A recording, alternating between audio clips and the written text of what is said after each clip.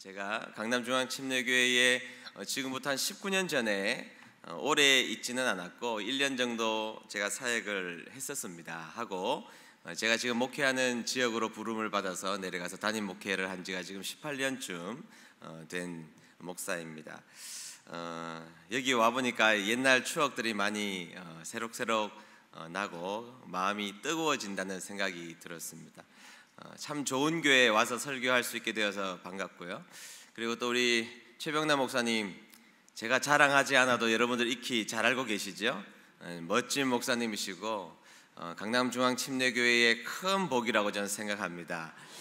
제가 사실 최병남 목사님 더 감사한 것은 제가 미국에 가끔씩 공부하러 들어가면 최병남 목사님이 항상 저를 재워주셨어요. 먹여주시고 입혀주시고. 한 가지 좀 기분 나쁜 것은 최병남 목사님 여기 오기 전까지는 제가 우리 동기들 중에서 좀 잘 나갔는데 밀려서 좀 기분이 좀 나쁘지만 친구라서 이해하도록 하겠습니다.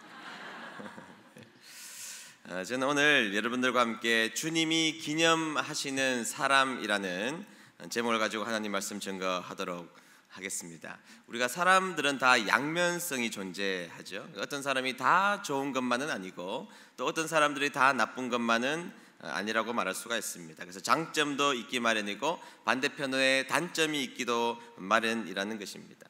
특별히 위대한 일을 감당하는 어떤 사람들을 보면 그 사람에게는 영웅적인 모습도 존재하지만 그 사람의 연약한 모습도 우리가 역사를 공부하다 보면 많은 부분 찾아낼 수 있지 않습니까? 간디 같은 경우도, 링컨 같은 경우도 우리가 위인전에서는 굉장히 좋은 사람으로 우리가 지금도 평가하고 있지만 그 이면에는 굉장히 인간적인 연약함도 우리가 금방 쉽게 찾아볼 수 있는 것도 분명한 사실이라는 것입니다.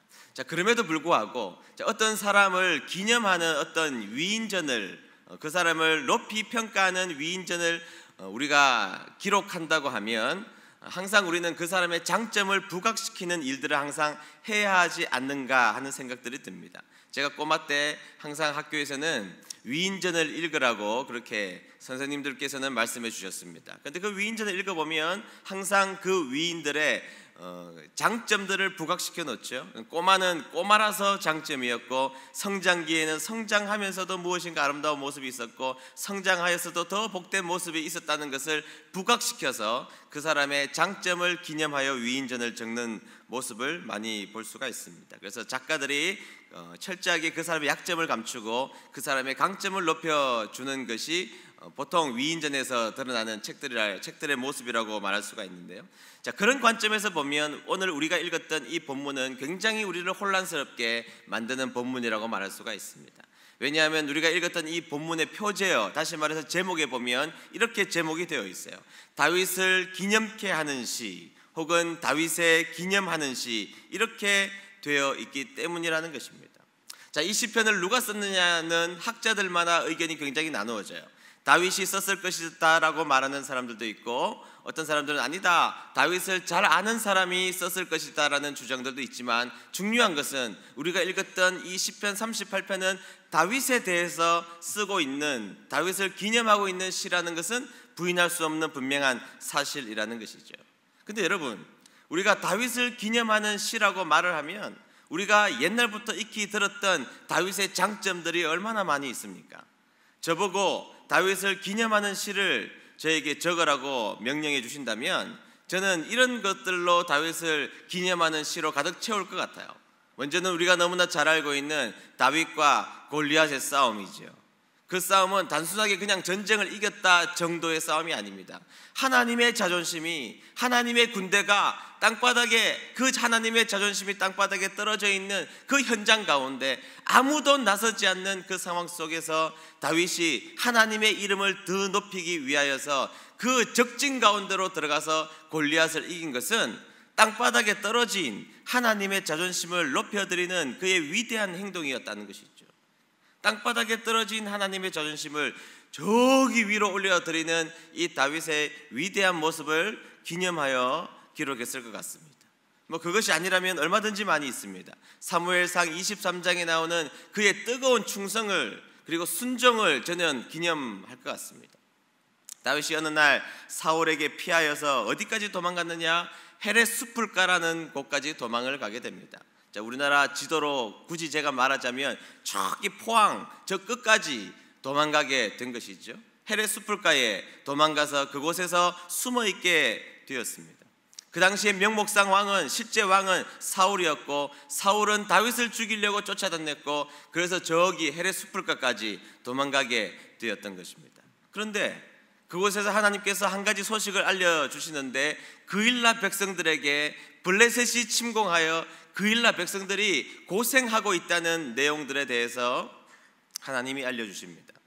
그때 다윗이 그 그일라 백성들을 구원하기 위하여서 자신들의 신복들에게 이야기를 하죠. 우리가 가서 그 그일라 백성들을 구원하러 가자, 그렇게 이야기를 하는 것입니다. 자, 그때 신복들은 이야기를 합니다. 왕이시여, 지금 그일라는 우리나라로 말하면 대전쯤 되는 곳입니다.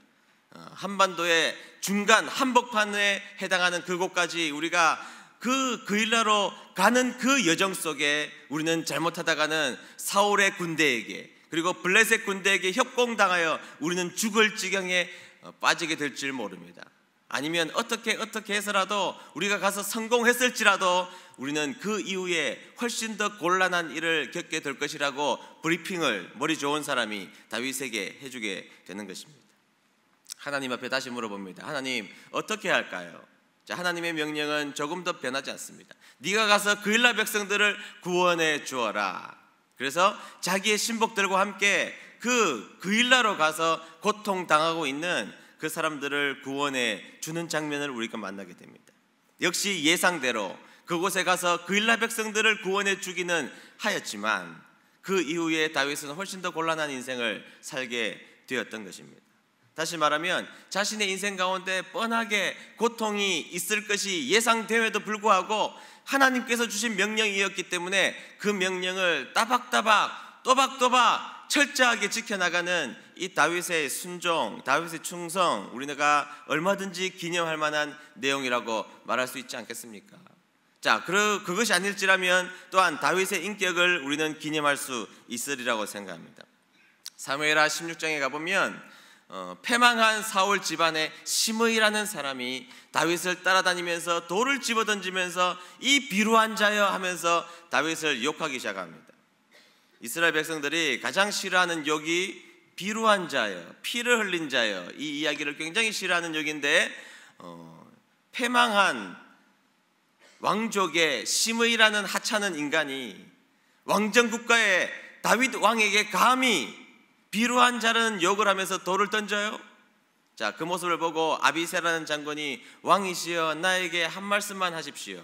그러면 내가 저 인간에게 당장 가서 칼을 꽂아 넣겠습니다. 2번 꽂을 필요도 없습니다. 한 번만 꽂으면 저 인간은 당장 죽음의 자리로 몰아갈 수가 있습니다.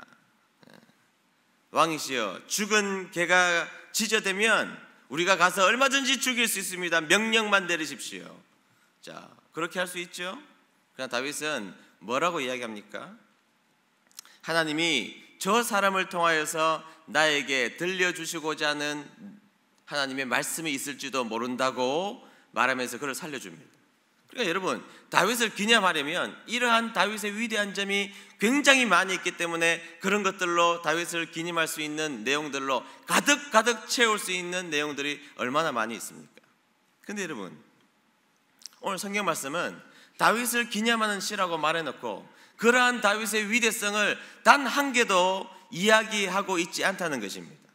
오히려 우리를 혼란스럽게 하는 것은 이 말씀을 통하여서 다윗을 기념한다고 해놓고 등장하는 내용들이 굉장히 엉뚱한 것으로 가득 차고 있음을 볼 수가 있다는 것입니다. 자, 첫 번째는 뭐냐? 그의 육체의 병을 성경에서는 기록하고 있다는 것입니다.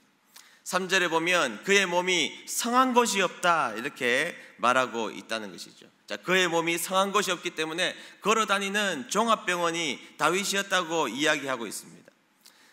제가 성경을 연구하면서 제가 요즘 병으로 조금 치환하여서 좀 설명드리면 좋을 것 같은데요. 7절에 보면 내 허리에 열이 있다 이렇게 말하고 있죠. 여러분, 허리에 열이 나는 병이 어떤 병이 있습니까? 뭐 여러 가지 있겠지만 신장염, 신장에 염증이 생기면, 콩팥에 염증이 생기면 허리에 열이 나지 않습니까? 네, 이 주장은 저만 하는 것이 아니라 칼빈도 그의 주석 가운데 그렇게 기록하고 있습니다. 그러니까 그의 허리에 열이 나기 시작했다. 허리에 콩팥에 염증이 생겨서 곤란한 지경에 이르렀다고 이야기하고 있다는 것이죠. 10절에 보면 내 심장이 뛰고 이렇게 말하고 있습니다. 여러분 심장이 뛰어요, 안 뛰어요? 심장이 뛰죠. 그런데 여러분 심장이 뛴다고 매일같이 자각하면서 삽니까? 그렇지 않거든요. 그런데 여러분 심장이 뛴다는 것을 자각하는 병이 몇 가지가 있어요. 어떤 병일까? 갑상선 기능 항진증 같은 병을 알면 심장이 뛴다고 사람들은 자각합니다. 아니면 부정맥이 갑자기 생기면 심장이 뛴다고 사람들은 자각하기 시작한다는 것이죠. 그러니까 심장에 어떤 문제가 생겼다든지 어떤 호르몬 체계가 문제가 생겨서 그의 심장이 뛴다는 것을 스스로 느끼는 어려움 속에 놓여져 있다는 것이죠. 그리고 10절을 더 지나서 보면 기력이 쇠하여 내 눈에 빛도 나를 떠났나이다 이렇게 말하는데 어떤 병일까요? 자, 기력이 쇠하는 병, 당뇨병으로 인하여서 눈에 빛도 떠나는 것, 당뇨병 합병증으로 인한 백내장, 이런 병들이 그에게 찾아왔던 것입니다. 몸이 그렇게 좋지 않다는 거예요. 몸은 지쳤고 몸은 쇠하였고 온몸이 만신창이가 된 이 상태를 기록하면서 이것을 다윗을 기념하는 시라고 성경에서는 기록하고 있다는 사실이에요. 자, 여기에서 성경은 멈춰져 있지 않습니다. 두 번째는 그의 정신적 고통, 정신적인 병을 기록하고 있습니다. 여러분 정신적으로 고통을 당하는 노이로제를 걸리면 사람은 매우 고통스러운 현장 가운데 빠지게 됐죠. 육적인 병도 힘들지만 정신적인 노이로제가 찾아오면 사람들은 매우 힘들게 사람들을 만듭니다. 그런 내용입니다. 8절에 보면 내가 피곤하고 심히 상하였음에 마음이 불안하고 신음하나이다.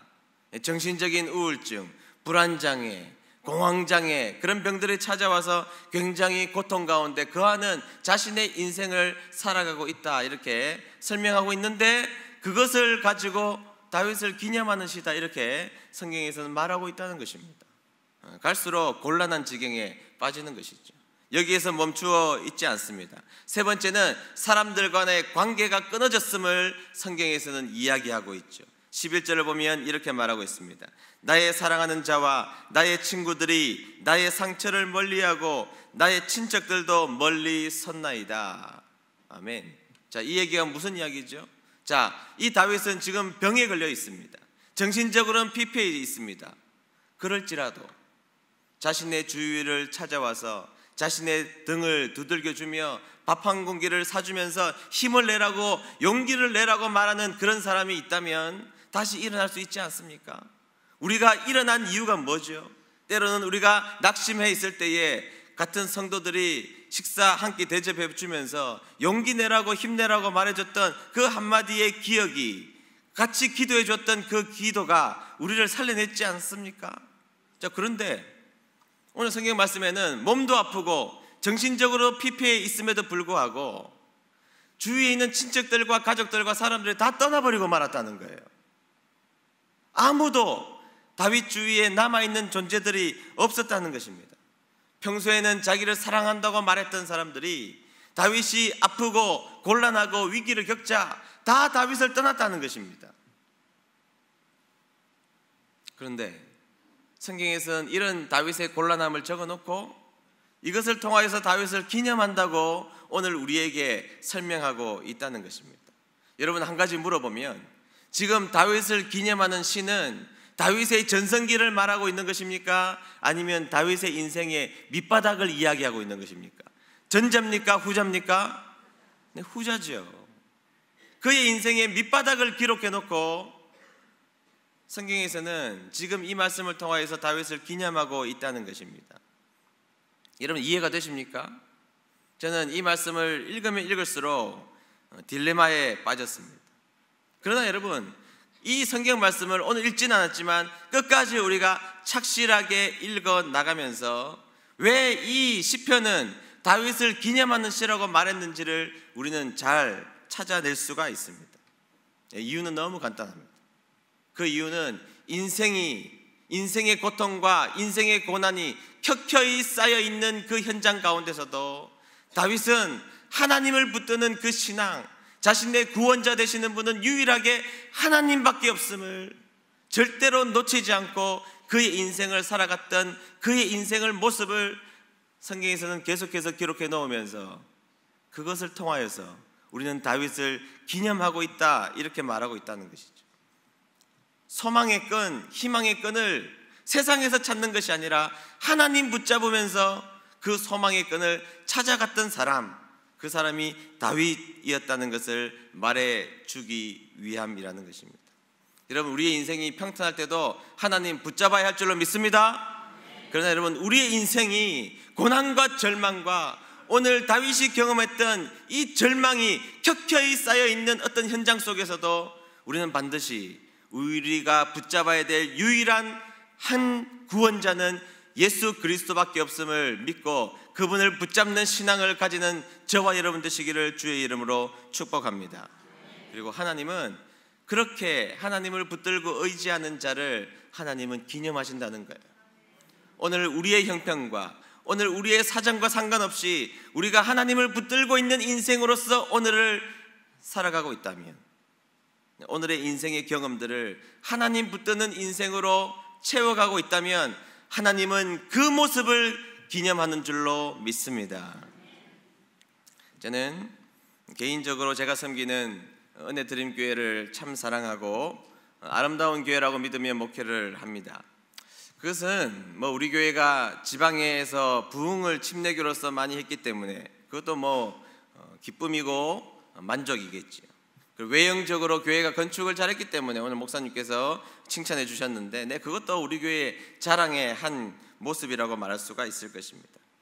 그러나 제가 우리 교회를 생각하면서 항상 자랑으로 생각하는 것이 있다면 그것은 우리 교회의 고난의 흔적 때문이라고 생각합니다. 제가 지금으로부터 한 10년 정도 필름을 돌려서 2009년도에 우리 교회에서 일어났던 일을 여러분들과 잠시 좀 나누었으면 좋겠습니다.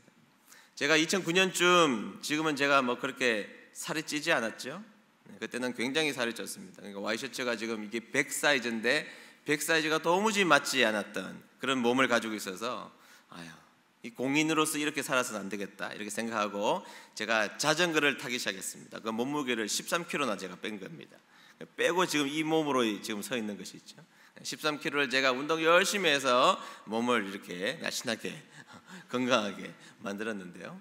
근데 여러분, 담임 목사가 자전거를 타고 이렇게 다니니까 교인들이 자기도 하고 싶었나 봐요. 담임 목사 가면 꼭 따라하는 분들이 계시더라고요. 그래서 제가 이제 자전거를 타니까 교회에 한두 분씩 젊은 집사님들이 자전거를 구입하여서 타기 시작했습니다.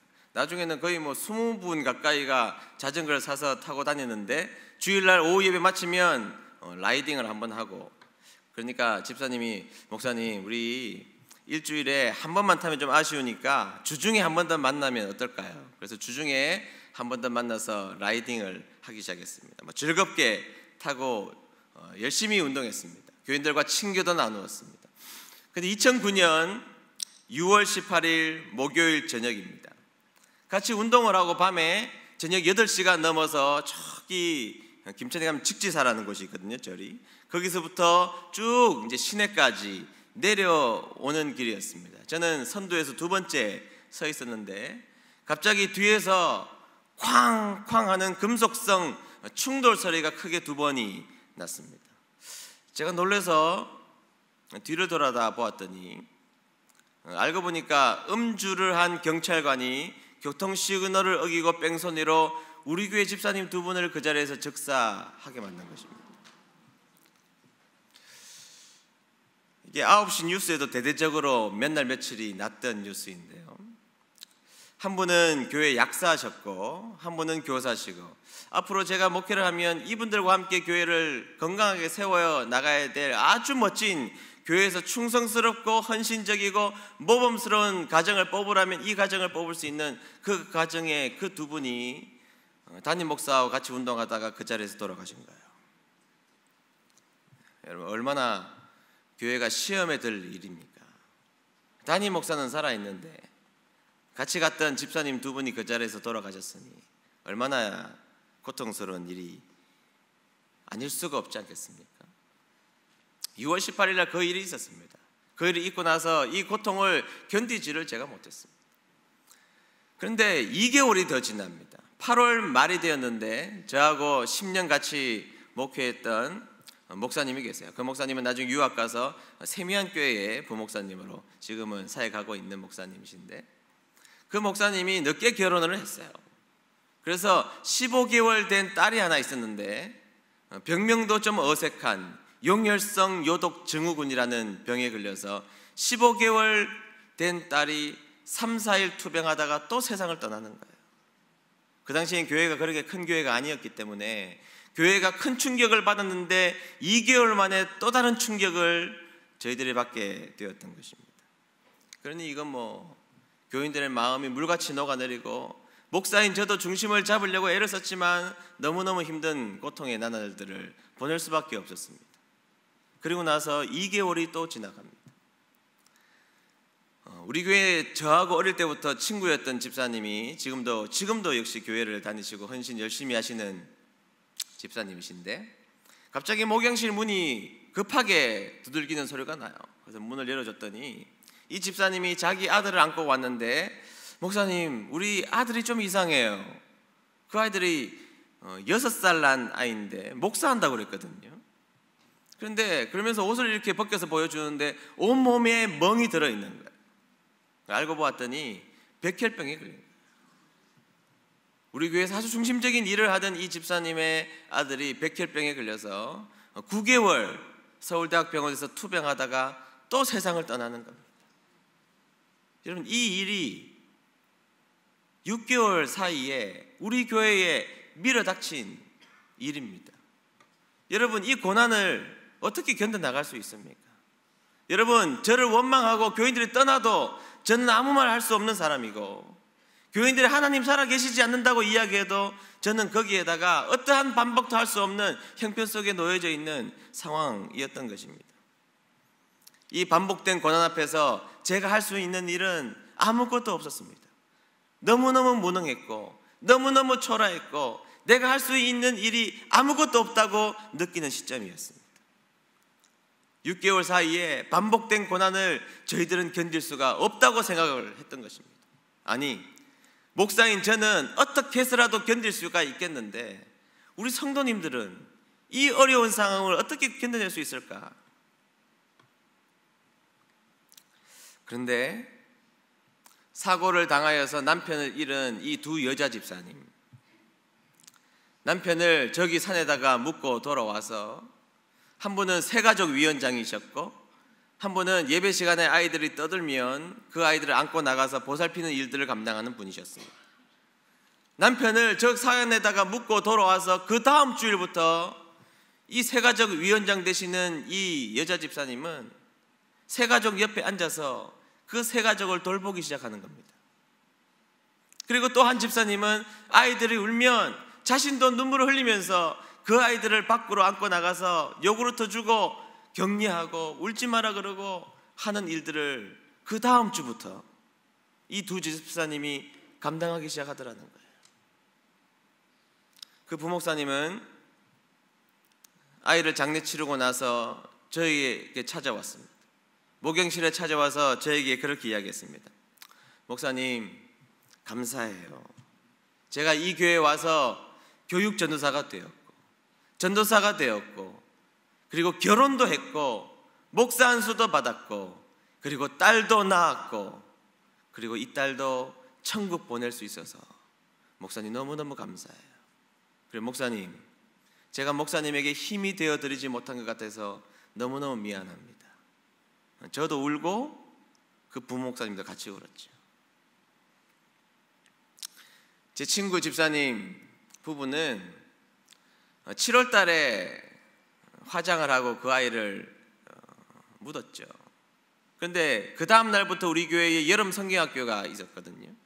그런데 이 두 집사님이 부부가 여름 성경학교 때 아이들 밥 해준다고 교회 나온 거예요.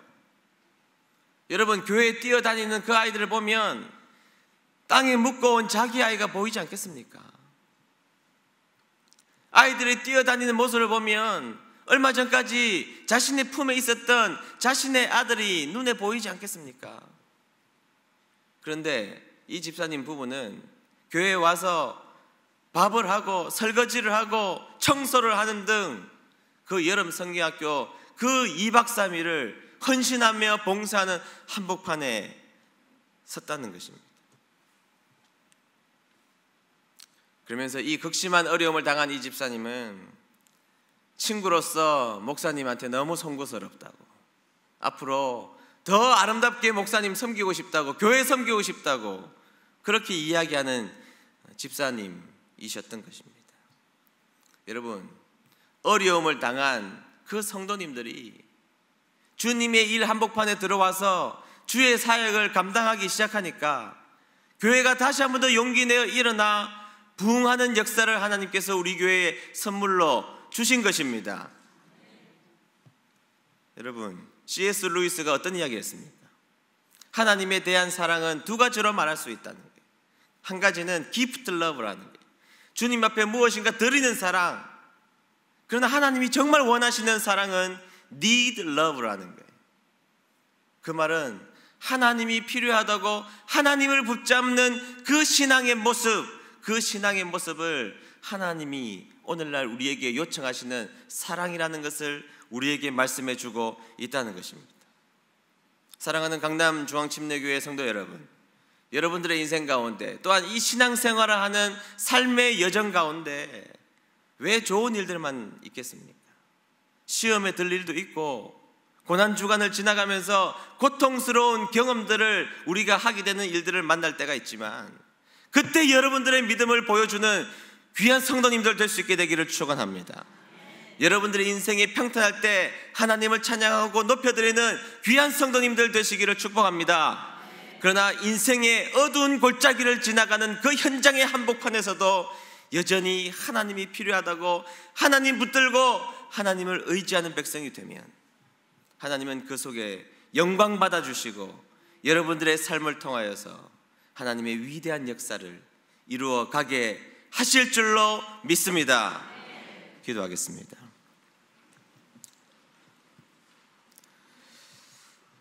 하나님, 오늘 하나님의 귀한 백성들이 고난주간을 맞이하여 이 자리에 나왔습니다.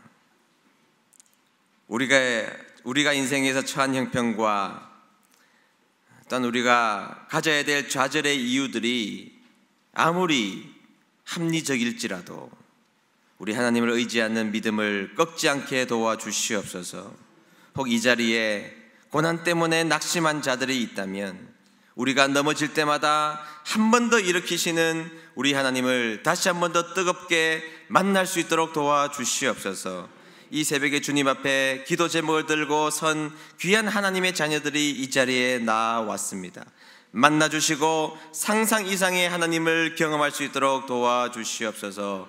예수님의 존귀하신 이름으로 기도드리옵나이다. 아멘.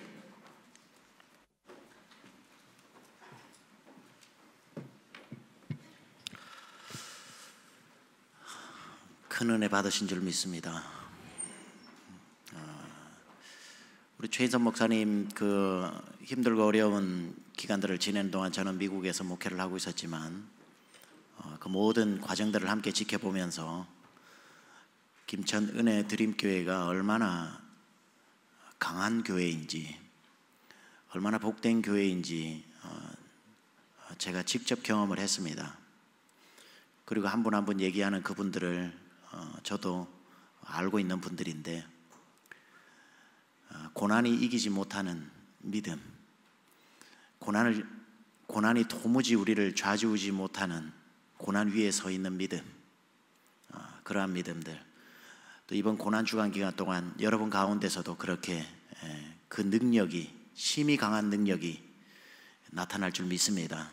특별히 제가 이렇게 권면하는 것은 고난 주간 동안 오늘 우리 목사님 말씀 전해주신 것처럼 저마다 다 사연들이 있고 여러분에게 다 아픔들이 있는데, 이번 고난 주간에 그 모든 고난들을 다시 한번 여러분들이 토파보고 꺼내어 십자가에 다 매달고 고난을 승리로 여러분들이 끝을 내면서 부활의 영광과 함께 자꾸 상처가 여러분을 짓누르고 있는 그분들은 이번 고난 기간 동안 그 모든 것이 해결되는 마음의 작정을 하고, 하나님 이제는 더 이상 이 고통과 살고 싶지 않아요. 이 고통이 저를 괴롭게 만들고 그걸 허락하고 싶지 않아요. 십자가 밑에 이 고난주가 나왔으니 날 위해 그가 채찍에 맞음으로 내가 나음을 입었고, 오늘 십자가에 모두 내려놓는 회복의 시간, 은혜의 시간 될 수 있기를 바랍니다. 우리 어제 불렀던 찬양 십자가 십자가 그 위에 나 죽었네, 우리 찬양하고 난 뒤에 우리 하나님 앞에 간절하게 여러분 개인적으로 기도하고 돌아가도록 하겠습니다.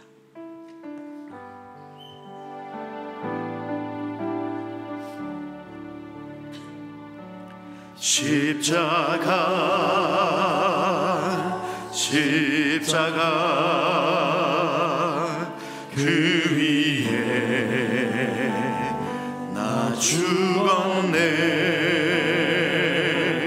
그 사랑